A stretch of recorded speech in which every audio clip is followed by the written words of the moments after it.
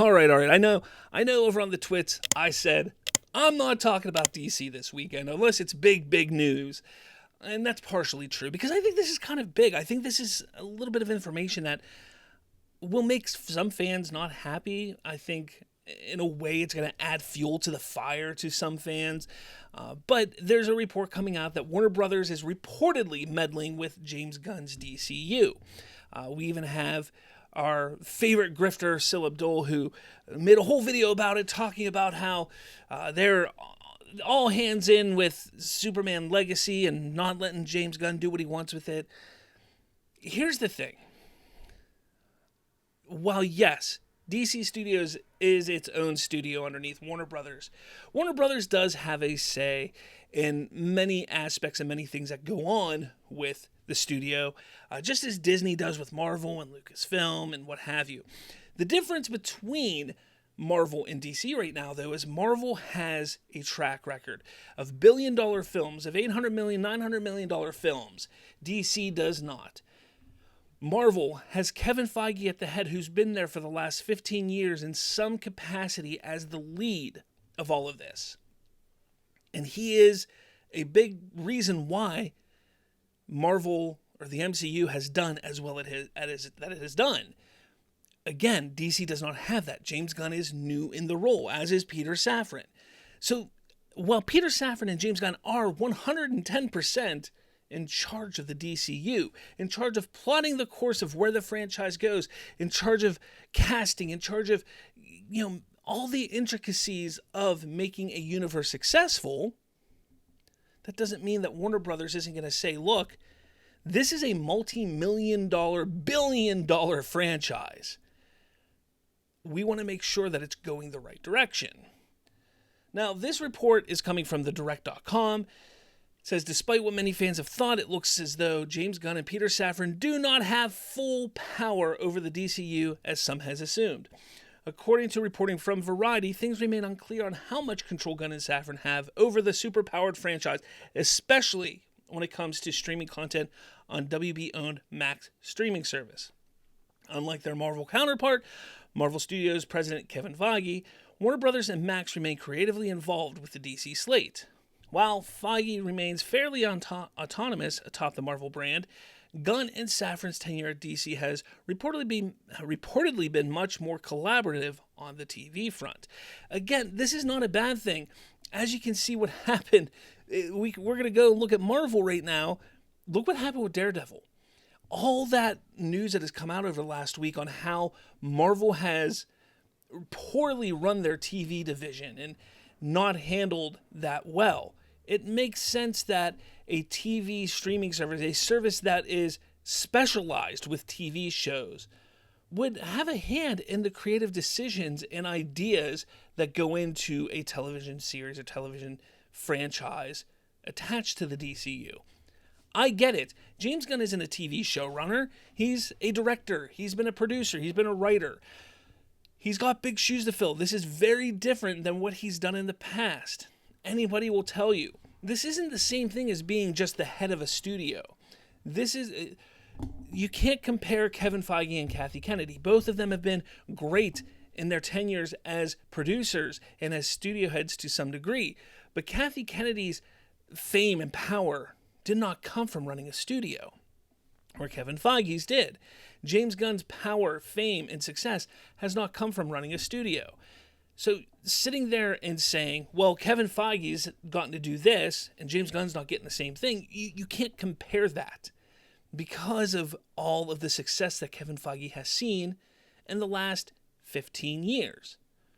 James Gunn has not had that same success because he's never been in that position. So having people help him out.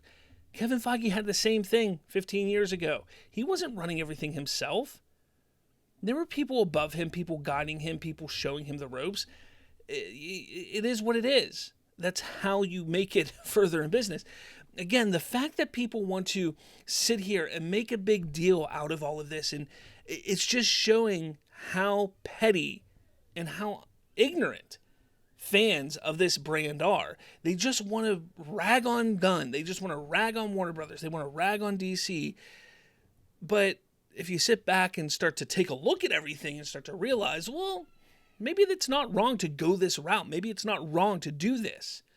Because when you get down to it, James Gunn, Peter Safran. Peter Safran's a great producer. He's been producing movies for years. He's the business side of the studio. Gunn is the creative side. And here's the thing. Warner Brothers, at least in the beginning, is going to be involved. Max, at least in the beginning, is going to be involved, as they should. As they should. Now, where you start to see problems is like what happened back in 2016, 2017, 2014, 2015, all of that behind Zack Snyder at Warner Brothers. That's a completely different situation where there were people vying for control. They were trying to take everything. They would hire Gunn, they would hire Snyder, they would have Snyder do certain things, set things up, but then there'd be people there who disagree and try and backstab and try and disrupt everything that was going on. That's not what is happening here. They're all in it for the same thing, to be a successful franchise. And it makes sense that, hey, Gunn, you are the creative guy. You're the guy who's going to help set this all up. But let's give you some pointers. Let's make sure we start this off right and show you the ropes on how certain things should be done in different instances. I think it's a great thing. I don't think this is bad at all. I don't. Let's see. This is not necessarily a bad thing, however, as Variety noted. Sources familiar with the subject describe a partnership between DC Studios and co-CEOs Max executives Sarah Aubrey and Casey Bloys as seamless. You see, it's not a bad thing. People who are close to the situation, who are knowledgeable of this, know it's not a bad thing.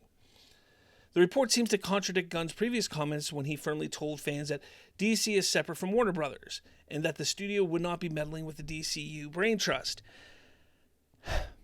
It doesn't necessarily contradict that. Again, this is just somebody trying to pick and prod every little thing that Gunn says because we need to criticize him and bash on Gunn and DCU and Warner Brothers.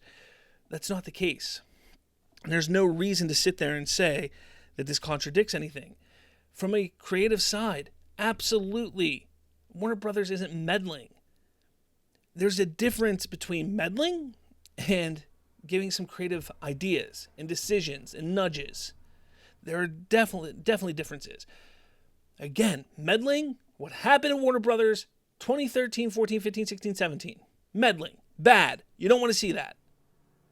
But working together to make the best possible product, that's not meddling. That's working together. And that's what's happening now. Gunn and Safran are the head of DC Studios. Gunn and Safran are the ones who are creating this path, this franchise, on where things are going. They're hiring the actors. They're hiring the staff. They're hiring the directors. They're hiring the composers. They're doing everything like that. Warner Brothers could be there and saying, hey, we got this writer, this director who we really love. Check him out. Oh, hey, this happens in Superman Legacy. We're not too keen on that. Could you possibly change it up? Absolutely. That's okay. Same thing happens with Disney and Marvel. I don't understand why there's this belief that it's a bad thing. I just don't get it. I don't get it at all. But let me know your thoughts. Let me know your comments. I want to hear what you think about all this. Do you think it's a problem? Or are you blowing it out of proportion? Is everybody blowing it out of proportion? Let me know in the comments below. Make sure you hit that like button, hit subscribe. With all that said, everyone, I'll talk at all of you later.